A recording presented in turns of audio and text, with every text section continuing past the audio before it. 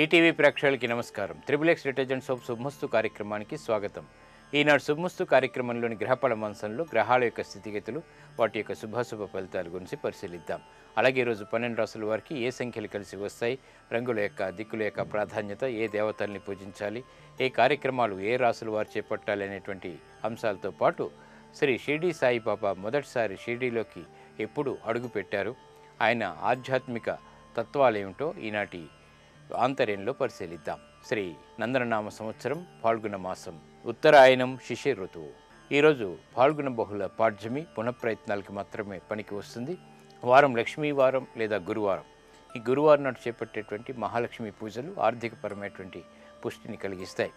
ఇక ఈరోజు నక్షత్రం హస్తా నక్షత్రం. ఈ హస్తా నక్షత్రంలో 3వ పాదంలో పుట్టినట్టయితే సామాన్య దోషం. ఈ దోష నివృత్తికి మహాన్యాసపూర్వక రుద్రాభిషేకం ఉపకరిస్తుంది. ఈ హస్తా నక్షత్రంలో పుట్టేటువంటి వారికి చంద్రమహాదశతోటి ప్రారంభమవుతుంది. ఇక ఈరోజు 12 రాసుల వారికి ఏర్పడేటువంటి శుభాశుభ ఫలితాన్ని పరిశీలిద్దాం. ముందుగా మేషరాశి. ఈరోజు మేషరాశి వారిని పరిశీలించినట్టయితే శత్రువులు విజృంభించేటువంటి అవకాశాలు ఎక్కువగా ఉంటాయి, కాబట్టి జాగ్రత్తలు వహించాలి. ఆర్థికపరమైనటువంటి అంశాల్లో కూడా పొరపాట్లు దొర్లుతాయి. వ్యాపార నిమిత్తమే చేపట్టేటువంటి సంభాషణలు ఆర్థికపరమైనటువంటి వ్యవహారాల్లో జాప్యాల్ని కలిగజేస్తాయి. వ్యాపార నూతన ప్రయోగాలు పనికిరావు. వృత్తిపరమైనటువంటి ఉద్యోగ సంబంధిత వ్యవహారాల్లో కూడా చిరు సమస్యల్ని ఎదుర్కొంటారు. ఈరోజు మీ అదృష్ట సంఖ్య 1. పసుపు వర్ణం త్వరితగతిని శుభాల్ని కలిగిస్తుంది, ఆరోగ్య రక్షణకి దోహదపడుతుంది. ఈశాన్య దిక్కు ప్రయాణాలు శుభకరం, అనుకూల దైవం ఈశ్వరుడు. ఈరోజు మీరు శివాలయాన్ని దర్శించడం, ఈశ్వరుడికి అభిషేకాదులు నిర్వహించడం వంటి కార్యక్రమాలు గ్రహ ప్రతికూలతని దూరం చేస్తుంది, శత్రు భీతిని పోగొడుతుంది. రుణ ప్రయత్నాలు ఈరోజు మీకు లాభిస్తాయి. ఈరోజు వృషభ రాశి వారిని పరిశీలించినట్టయితే విద్యా సంబంధిత వ్యవహారాల్లో ఆటంకాలని చవిచూస్తారు. వ్యాపార నిమిత్తమే చేపట్టేటువంటి కార్యక్రమాల్లో కూడా జాప్యాలు కొనసాగుతాయి. చేపట్టేటువంటి కార్యక్రమాలపై శ్రద్ధ తగ్గుతుంది. అనుకూలతకే చేసేటువంటి ప్రయత్నాలు కొంతవరకు లాభిస్తాయి. గృహ సంబంధిత కార్యక్రమాల్లో కూడా చిరు సమస్యల్ని ఎదుర్కోవాల్సినటువంటి ఆవశ్యకత ఉంటుంది. ఆరోగ్య విషయంలో జాగ్రత్తలు పాటించాలి. ఈరోజు మీ అదృష్ట సంఖ్య 9. ఎరుపు వర్ణం ధైర్యాన్ని కలిగిస్తుంది. తూర్పు దిక్కు ప్రయాణాలు శుభకరం, అనుకూల దైవం ఆంజనేయ స్వామి. ఈరోజు మీరు ఆంజనేయ స్వామిని దర్శించడం, స్వామికి అభిషేకాదులు నిర్వహించడం వంటి కార్యక్రమాలు గ్రహ ప్రతికూలతని దూరం చేస్తుంది. ఆరోగ్య పరీక్షలు ఈరోజు మీకు మేలును కలిగిస్తాయి. ఈరోజు మిథున రాశి వారిని పరిశీలించినట్టయితే వాహన సంబంధిత విషయాల్లో సమస్యల్ని ఎదుర్కొంటారు. చేపట్టేటువంటి కార్యక్రమాల్లో మొదట అనుకూలత, తర్వాత ప్రతికూలత ఏర్పడతాయి. విద్యా సంబంధిత వ్యవహారాల్లో జాగ్రత్తతో కూడినటువంటి నిర్ణయాలు తప్పనిసరి. వ్యాపార నిమిత్తమే చేపట్టేటువంటి కార్యక్రమాల్లో జాప్యాలు కొనసాగుతాయి. నూతన కార్యక్రమాలను ప్రారంభించినప్పటికీ మొదట జాప్యాలు, తర్వాత విజయాలు సిద్ధిస్తాయి. ఆరోగ్య విషయంలో చిరు ప్రతికూలత కొనసాగుతుంది. ఈ రోజు మీ అదృష్ట సంఖ్య 3. పసుపు వర్ణం త్వరితగతిని శుభాల్ని కలిగిస్తుంది. దక్షిణ దిశ ప్రయాణాలు శుభకరం, అనుకూల దైవం సుబ్రహ్మణ్య స్వామి. ఈ రోజు మీరు సుబ్రహ్మణ్య స్వామిని దర్శించడం, స్వామికి అభిషేకాదులు నిర్వహించడం వంటి కార్యక్రమాలు గ్రహ ప్రతికూలతని దూరం చేస్తుంది, చిరాకుల్ని దూరం చేస్తుంది. ఇక వ్యాపార నూతన ఒప్పందాలు ఈరోజు మీకు ఊరట కలిగిస్తాయి.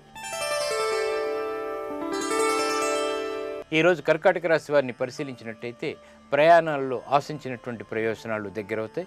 వ్యాపార నిమిత్తమే చేపట్టేటువంటి కార్యక్రమాలు ప్రోత్సాహాన్ని కలిగిస్తాయి. లాభదాయకమైనటువంటి కార్యక్రమ నిర్వహణ కొనసాగించగలుగుతారు. వృత్తిపరమైనటువంటి వ్యవహారాల్లో కూడా నూతన సంఘటనలు ఆనందాన్ని కలిగిస్తాయి. ఉత్సాహంతో కార్యక్రమాన్ని ప్రారంభించగలుగుతారు. గృహ విషయాలు బాగా అనుకూలిస్తాయి. ఆరోగ్యం పదిలం. ఈరోజు మీ అదృష్ట సంఖ్య 2. తెలుపు వర్ణం ప్రశాంతతను పెంచుతుంది. తూర్పు దిక్కు ప్రయాణాలు శుభకరం, అనుకూల దైవం దక్షిణామూర్తి. ఈరోజు మీరు దక్షిణామూర్తి స్వామిని దర్శించడం, స్వామికి అభిషేకాదులు నిర్వహించడం వంటి కార్యక్రమాలు మనోధైర్యాన్ని పెంచుతాయి, కార్యాల్లో విజయాల్ని సిద్ధింపజేస్తాయి. వ్యాపార నూతన ఒప్పందాలు ఈరోజు మీకు లాభిస్తాయి. ఈరోజు సింహరాశి వారిని పరిశీలించినట్టయితే ఆర్థిక వ్యవహారాల్లో చిక్కులు ఏర్పడినప్పటికీ నిలదొక్కుకోగలుగుతారు. వృత్తిపరమైనటువంటి వ్యవహారాల్లో పొరపాట్లు దొల్లుతాయి. స్థిరాస్తి విషయాల్లో జాగ్రత్తతో కూడినటువంటి నిర్ణయాలు తప్పనిసరి. రాజకీయ విషయాల్లో కూడా ఆశించినటువంటి ప్రయోజనాల్ని వేగవంతంగా పొందలేకపోతారు. శారీరక శ్రమ అధికంగా ఉంటుంది. ఆరోగ్య క్రమశిక్షణ లోపిస్తుంది. ఈరోజు మీ అదృష్ట సంఖ్య 9. ఎరుపు వర్ణం ధైర్యాన్ని కలిగిస్తుంది. ఈశాన్య దిక్కు ప్రయాణాలు శుభకరం, అనుకూల దైవం లక్ష్మీ నరసింహస్వామి. ఈరోజు మీరు లక్ష్మీ నరసింహస్వామిని దర్శించడం, స్వామికి అభిషేకాదులు నిర్వహించడం వంటి కార్యక్రమాలు గ్రహ ప్రతికూలతని దూరం చేస్తుంది. ముఖ్యంగా అష్టమ రవి కుజుల ద్వారా ఏర్పడేటువంటి ప్రమాదాలని నివారింపచేస్తుంది. ఉద్యోగ నూతన ప్రయత్నాలు మాత్రం ఈరోజు మీకు ఊరట కలిగిస్తాయి. ఈరోజు కన్యారాశి వారిని పరిశీలించినట్టయితే లాభదాయకమైనటువంటి కార్యక్రమ నిర్వహణ కొనసాగించగలుగుతారు. భాగస్వాములతో మైత్రి కొనసాగుతుంది. పటిష్టమైనటువంటి మిత్రత్వం లభిస్తుంది. చేపట్టేటువంటి కార్యక్రమాలు ప్రోత్సాహాన్ని కలిగిస్తాయి. అదృష్ట సంఘటనలు గృహంలో చోటు చేసుకుంటాయి. నూతన విస్తరణలు వంటివి బాగా లాభిస్తాయి. మానసిక ధైర్యం పెరుగుతుంది. ఆత్మవిశ్వాసం పెరుగుతుంది. ఈరోజు మీ అదృష్ట సంఖ్య 1. తెలుపు వర్ణం ప్రశాంతతని పెంచుతుంది. దక్షిణ దిశ ప్రయాణాలు శుభకరం. అనుకూల దైవం ఈశ్వరుడు. ఈరోజు మీరు శివాలయాన్ని దర్శించడం, ఈశ్వరుడికి అభిషేకాదులు నిర్వహించడం వంటి కార్యక్రమాలు మనోధైర్యాన్ని పెంచి విజయాలను దగ్గర చేస్తాయి. ఆర్థిక నూతన ఒప్పందాలు ఈరోజు మీకు ఉపకరిస్తాయి. ఈరోజు తులారాశి వారిని పరిశీలించినట్టయితే తత్తరపాటు సంఘటనలు ఆర్థిక పరంగా చోటు చేసుకుంటాయి. అనిశ్చితి అన్ని రంగాల వారికి కూడా ఏర్పడుతుంది. చేపట్టేటువంటి కార్యక్రమాలపై ఏకాగ్రత తగ్గుతుంది. పిల్లల విషయంలో జాగ్రత్తలు పాటించాలి. అవమానకర సంఘటనలు వ్యాపారరీత్యా చోటు చేసుకుంటాయి. వృత్తిపరమైనటువంటి వ్యవహారాల్లో అభివృద్ధికి చేపట్టేటువంటి కార్యక్రమాల్లో మొదట విఘ్నాలు, తర్వాత విజయాలు ఏర్పడతాయి. ఆరోగ్యంలో క్రమశిక్షణ లోపిస్తుంది. ఈరోజు మీ అదృష్ట సంఖ్య 9. ఎరుపు వర్ణం ధైర్యాన్ని కలిగిస్తుంది. ఉత్తర దిక్కు ప్రయాణాలు శుభకరం. అనుకూల దైవం గణపతి. ఈరోజు మీరు మహాగణపతిని దర్శించడం, స్వామికి అర్చనలు నిర్వహించడం వంటి కార్యక్రమాల ద్వారా గ్రహ అతి ప్రతికూలత దూరం అవుతుంది. విజయాల్ని ఆహ్వానించగలుగుతారు. ఆరోగ్య పరీక్షలు ఈరోజు మీకు మేలును కలిగిస్తాయి. ఈరోజు వృశ్చిక రాశి వారిని పరిశీలించినట్టయితే నూతన విధానాలతో కూడినటువంటి కార్యక్రమ నిర్వహణ వ్యాపారరీత్యా కొనసాగుతుంది. చేపట్టేటువంటి కార్యక్రమాలు ప్రోత్సాహాన్నిస్తాయి. విద్యలో నైపుణ్యాన్ని ప్రదర్శించగలుగుతారు. అభివృద్ధికే చేపట్టేటువంటి కార్యక్రమాలు ప్రోత్సాహాన్నిస్తాయి. మంచి వార్తలు వింటారు. విలువైనటువంటి వస్తువుల కొనుగోలు వంటివి కూడా ఆనందాన్ని కలిగిస్తాయి. ఆరోగ్యం పదిలం.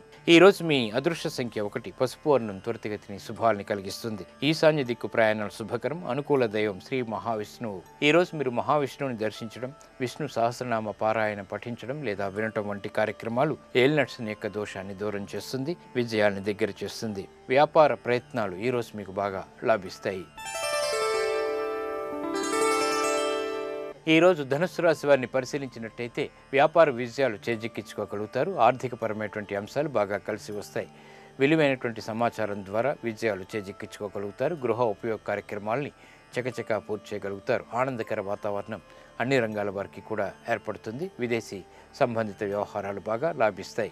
ఈరోజు మీ అదృష్ట సంఖ్య 3. పసుపు వర్ణం త్వరితగతిని శుభాల్ని కలిగిస్తుంది. ఈశాన్య దిక్కు ప్రయాణాలు శుభకరం. అనుకూల దైవం దక్షిణామూర్తి. ఈరోజు మీరు దక్షిణామూర్తి స్వామిని దర్శించడం, స్వామికి నమస్కరించడం వంటి ఉత్తమ కర్మల ద్వారా విజయాల్ని పెంపొందింప చేసుకోగలుగుతారు. ఆత్మవిశ్వాసం పెరుగుతుంది. కోర్టు సంబంధిత వ్యవహారాలు, ప్రక్రియలు, సంభాషణలు ఈరోజు మీకు లాభిస్తాయి. ఈరోజు మకర రాశి వారిని పరిశీలించినట్టయితే మానసిక ఉల్లాసం కలిగి ఉంటారు. గృహ విషయాలు బాగా అనుకూలిస్తాయి. ఆనందకర వాతావరణం వ్యాపారరీత్యా చోటు చేసుకుంటుంది. విద్యా అభివృద్ధికి చేపట్టేటువంటి కార్యక్రమాలు సత్ఫలితాన్ని కలిగిస్తాయి. మనోవేదనలు దూరం అవుతాయి. ఆర్థికపరమైనటువంటి అంశాల్లో ఆనందకర వాతావరణం కొనసాగుతుంది. ఆరోగ్యం పదిలం. ఈరోజు మీ అదృష్ట సంఖ్య 6. తెలుపు వర్ణం ప్రశాంతతని పెంచుతుంది. తూర్పు దిక్కు ప్రయాణాలు శుభకరం. అనుకూల దైవం మహావిష్ణువు. ఈరోజు మీరు మహావిష్ణువుని దర్శించడం, విష్ణు సహస్రనామం పఠించడం వంటి ఉత్తమ కార్యాలు మానసిక ఉల్లాసాన్ని పెంపొందింపచేసి విజయాలను దగ్గర చేస్తాయి. విద్యా సంబంధిత నూతన ప్రయత్నాలు ఈరోజు మీకు లాభిస్తాయి. ఈరోజు కుంభరాశి వారిని పరిశీలించినట్టయితే సంభాషణల విషయంలో జాగ్రత్తలు పాటించాలి. ఆర్థికపరమైనటువంటి అంశాలు స్థిరాస్తి విషయాల్లో బాగా కలిసి వస్తాయి. నూతన స్నేహాల ద్వారా లబ్ధిని పెంపొందింప చేసుకోగలుగుతారు. ఆర్థికపరమైనటువంటి వ్యవహారాలు వృత్తిరీత్యా కూడా ఆనందాన్ని కలిగిస్తాయి. ఉద్యోగ సంబంధిత వ్యవహారాల్లో అభివృద్ధికి చేపట్టేటువంటి కార్యక్రమాలు సత్ఫలితాన్ని కలిగిస్తాయి. గౌరవ మర్యాదలు పెరుగుతాయి. ఈరోజు మీ అదృష్ట సంఖ్య 5. ఆకుపచ్చ వర్ణం రక్షణకి తోడ్పడుతుంది. ఉత్తర దిక్కు ప్రయాణాలు శుభకరం. అనుకూల దైవం గణపతి. ఈరోజు మీరు మహాగణపతిని దర్శించడం, స్వామికి అభిషేకాదులు నిర్వహించడం వంటి కార్యక్రమాలు గ్రహ ప్రతికూలతని దూరం చేస్తుంది. వివాదాలని దూరం చేస్తుంది. విజయాలను దగ్గర చేస్తుంది. గృహ ఉపయోగ కార్యక్రమాలు ఈరోజు మీకు ఆనందాన్ని కలిగిస్తాయి. ఈరోజు మీనరాశి వారిని పరిశీలించినట్టయితే భాగస్వాములతో సత్సంబంధాలు కొనసాగుతాయి. వ్యాపారరీత్యా ఆశించినటువంటి ప్రయోజనాలు పొందగలుగుతారు. పెట్టుబడుల విషయంలో ఏర్పడినటువంటి వివాదాలకి స్వస్తి చెప్పగలుగుతారు. నూతన స్నేహాల ద్వారా లబ్ధికే చేపట్టేటువంటి కార్యక్రమాలు ఉత్తమ ఫలితాలని కలిగిస్తాయి. విజయాలు అన్ని రంగాల వారికి కూడా చేకూరుతాయి. అయినప్పటికీ శారీరక శ్రమ కొనసాగుతుంది. ఈ రోజు మీ అదృష్ట సంఖ్య 3. పసుపు వర్ణం త్వరితగతిని శుభాలను కలిగిస్తుంది. ఈశాన్య దిక్కు ప్రయాణాలు శుభకరం. అనుకూల దైవం దక్షిణామూర్తి. ఈ రోజు మీరు దక్షిణామూర్తి స్వామిని దర్శించడం, అభిషేకాదులు నిర్వహించడం వంటి కార్యక్రమాలు గ్రహ ప్రతికూలతను దూరం చేస్తుంది. ముఖ్యంగా శని రాహుల ద్వారా ఏర్పడేటువంటి ప్రమాదాలని దూరం చేస్తుంది. ఆధ్యాత్మిక కార్యక్రమాలు, కార్యాలు ఈరోజు మీకు లబ్ధిని చేకూరుస్తాయి. నేటి నక్షత్ర యోగాన్ని పరిశీలిద్దాం. నేటి నక్షత్రం హస్త. ఈ హస్త నక్షత్రంలో పుట్టేటువంటి వారికి చంద్రమహాదశతోటి ప్రారంభమవుతుంది.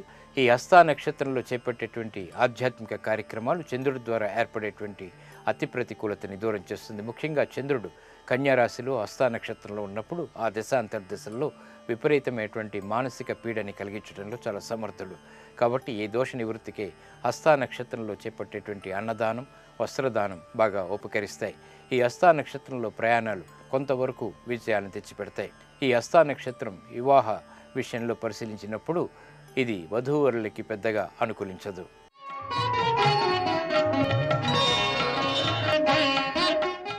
మహాయోగిగా అపర దత్తాత్రేయునిగా శ్రీ షిరిడి సాయిబాబాని భక్తులు కొలుస్తూ ఉంటారు.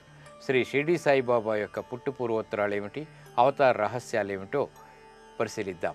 శ్రీ సాయి తల్లిదండ్రులు ఎవరో, శ్రీ సాయి ఎక్కడ పుట్టారో, ఎక్కడి నుంచి వచ్చారో, పేరేమిటో ఎవరికీ తెలియదు. 1855లో మొదటిసారి షిరిడీలో ప్రవేశించారు. చూడ్డానికి 16 ఏళ్ల పిల్లాడిగా కనిపించిన చేతల్ని బట్టి మహానుభావుడిలా అనిపించేవారు. ఎవరితోనూ ఎక్కువగా మాట్లాడేవారు కాదు. ఒక వేప చెట్టు కింద మౌనంగా ధ్యానంలో మునిగి ఉండేవారు. ముఖంలో వింత కాంతి ప్రతిఫలించేది. పగలెవరితో కలిసేవారు కాదు, రాత్రి భయపడేవారు కాదు. ఆ పిల్లవాని రూపురేఖలు చూసి షిరిడీ ప్రజలు ముగ్ధులయ్యేవారు. ఒకరోజు రాత్రి షిరిడీని తుఫాను చుట్టుముట్టింది. సర్వం అల్లకల్లోలమైంది. పిల్లాడు ఏమైపోయాడోనని తెల్లారేక కొందరు వేప చెట్టు దగ్గరికి వచ్చారు. ఆశ్చర్యం, బాలుడు కూర్చున్నంత మేర తుఫాను, వర్షం జాడేలేదు. ఒకసారి ఒక భక్తుడిపై ఖండోబా దేవుడు వాలాడు. ఆ భక్తుడు పూనకంతో ఊగిపోతూ వేప చెట్టు కింద తవ్వి చూడండి అన్నాడు. బాలుడు లేనిది చూసి షిరిడీవాసులు అలాగే చేశారు. ఒక రాతి పలక, దాన్ని తొలగించగా సొరంగ మార్గం కనిపించాయి. లోపలికి వెళ్ళిన వారికి నోట మాట రాలేదు. ఎప్పుడు ఎవరు వెలిగించి పెట్టారో గాని 4 దీపాలు మహోజ్వలంగా వెలుగుతూ ఉన్నాయక్కడ. ఇంకా అక్కడ యోగులు ఉపయోగించేటువంటి జపమాలలు, ఇతర సామగ్రి కనిపించాయి. ఈ వింతను ఆశ్చర్యపోయి చూస్తున్నంతలో ఆ బాలుడు వచ్చాడు. అది నా గురుస్థానం, వెంటనే మూసివేయండి అన్నాడు. ఆ పిల్లవాడి మాటలు అక్కడ వారెవరికీ కూడా అర్థం కాలేదు. అడిగినా ఆ బాలుడు మరేమీ చెప్పలేదు. అతను చెప్పినట్టే వారు గురుస్థానాన్ని తిరిగి మూసివేశారు. కొంతకాలానికి ఆ బాలుడు ఎవరికీ కనిపించకుండా మాయమైపోయాడు. అలా 3 ఏళ్ల పాటు షిరిడీ విడిచాడు. ఆ 3 ఏళ్ళు ఎక్కడికి వెళ్ళాడో, ఎలా గడిపాడో కూడా ఎవరికీ తెలియదు. బాలుడిగా ఇలా షిరిడీలో అడుగుపెట్టి మహాయోగిగా అపర దత్తాత్రేయుడిగా పూజలు అందుకున్నారు శ్రీ షిరిడి సాయిబాబా. ఇవి ఈనాటి శుభమస్తు కార్యక్రమంలోని గ్రహఫల మంచంలోని విశేషాలు. ఇప్పుడు గృహఫల మంచంలో వాస్తు విశేషాలు తెలుసుకుందాం. తిరిగి రేపటి శుభమస్తు కార్యక్రమంలో కలుసుకుందాం. నమస్కారం.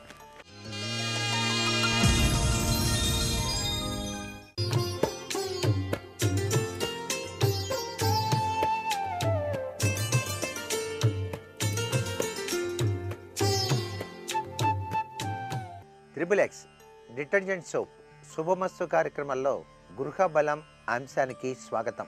ఒక గృహంలో నివసించేటువంటి వారి వ్యక్తుల్లో వివిధ రకాలైనటువంటి నక్షత్ర సంజాతకులు ఉన్నప్పుడు ఆ నక్షత్ర సంజాతకుల రీత్యా సంభవించేటువంటి గ్రహచార రీత్యా దురదృష్టాల నుంచి తొలగించుకొని అదృష్టకరమైన ప్రభావాన్ని సాధించడానికి గృహ వాస్తురీత్యా ఆ నక్షత్రాలకు సంబంధించినటువంటి మొక్కలను గనక గృహ ప్రాంగణంలో కానీ గృహ బయట కానీ నాటినట్లయితే చక్కటి సత్ఫలితాన్ని గ్రహచార రీత్యా కూడా పొందటానికి ఆస్కారం ఉంటుంది.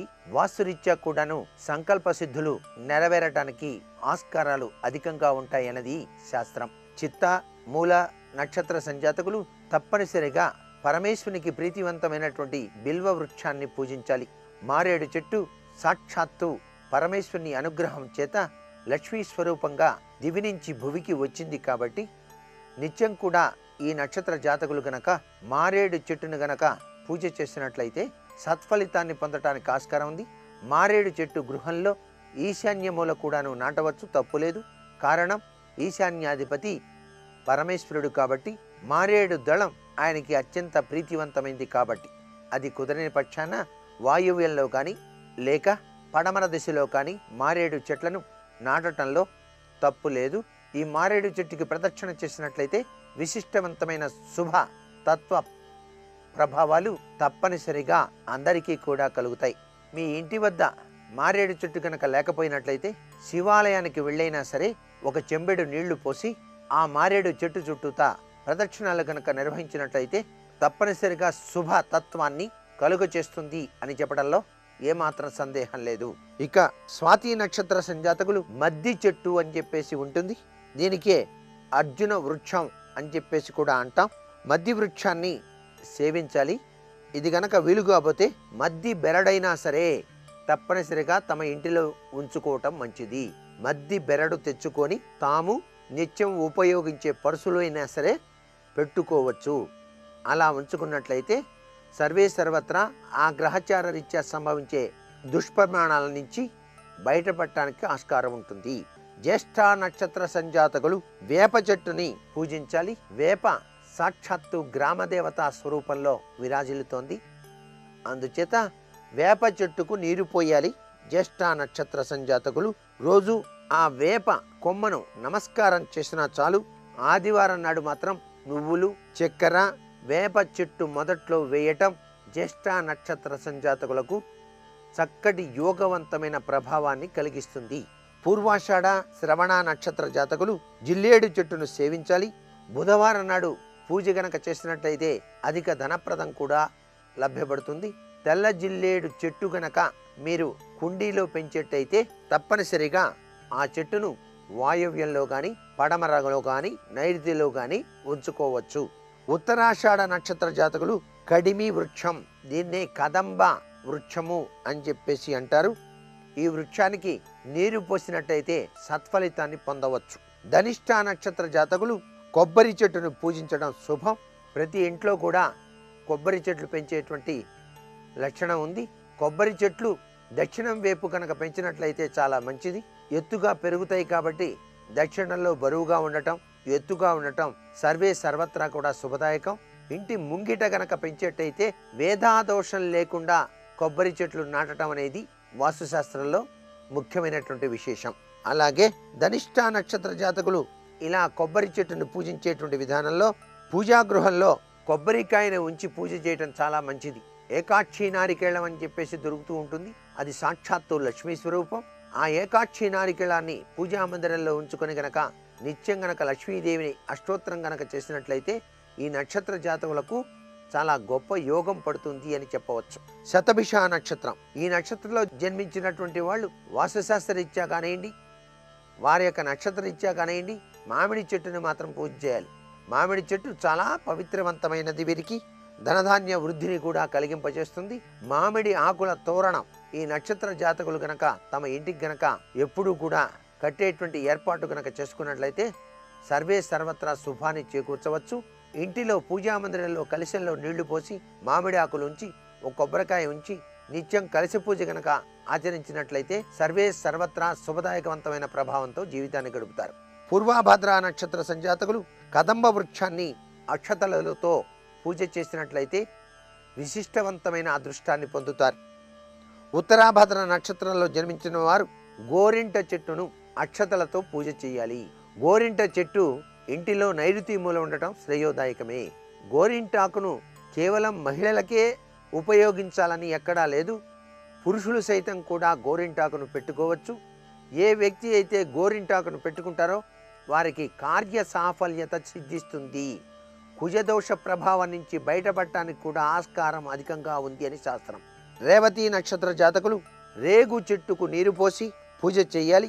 ఈ విధంగా ఆయా నక్షత్ర సంజాతకులు గనక ఈ విధి విధానాన్ని గనక తమ గృహాలలో గనక పాటించినట్లయితే వారికి జాతకరీత్యా సంభవించేటువంటి నక్షత్ర శాంతి రీత్యా జరపవలసినటువంటి ప్రక్రియ ఇంటిలో మొక్కను పూజించడం చేత జరుపుకోవటానికి ఆస్కారం ఉంటుంది. ఇది సర్వే సర్వత్రా కూడా శుభదాయకవంతమైన ప్రభావాన్ని కలుగజేస్తుంది అని చెప్పేసి శాస్త్రవచనం. నేటి వాసు సందేహాన్ని పరిశీలించినట్లయితే వయస్సు మీద పడ్డప్పటికీ వివాహం కానే పరిస్థితులు అధికంగా వచ్చిన యువకునికి వివాహం కావటానికి వాస్తుశాస్త్రరీత్యా ఏదైనా సలహా ఇస్తారా అన్నది ప్రశ్న. వివాహం అనేటువంటిది శుక్రగ్రహ ప్రభావతత్వానికి ఆధారపడి ఉండేటువంటి విశిష్ట లక్షణం. శుక్రుడు సరిగా గనక లేకపోయినా, కుజదోషం ఉన్నప్పటికీ కూడా వివాహాలు ఆలస్యంగా అవుతాయని శాస్త్రం. అయితే వయసు మీద పడ్డప్పటికీ వివాహం కానటువంటి యువకుడు తప్పనిసరిగా అన్నం వండి ఆ అన్నాన్ని రావి ఆకులలో ఉంచి రావి చెట్టు కింద చక్కగా నైవేద్యంగా సమర్పించినట్లయితే ఆ యొక్క అన్నాన్ని అనేక రకాలైనటువంటి పక్షులు స్వీకరించడం చేత శుక్రగ్రహ అనుకూల తత్వం ఏర్పడి వివాహం కావటానికి ఆస్కారం ఎంతగానో ఉంటుంది. మరికొన్ని ముఖ్య విషయాలు మర్నాడు చెప్పుకుందామా? మరి సర్వే జనా సుఖినో భవంతు.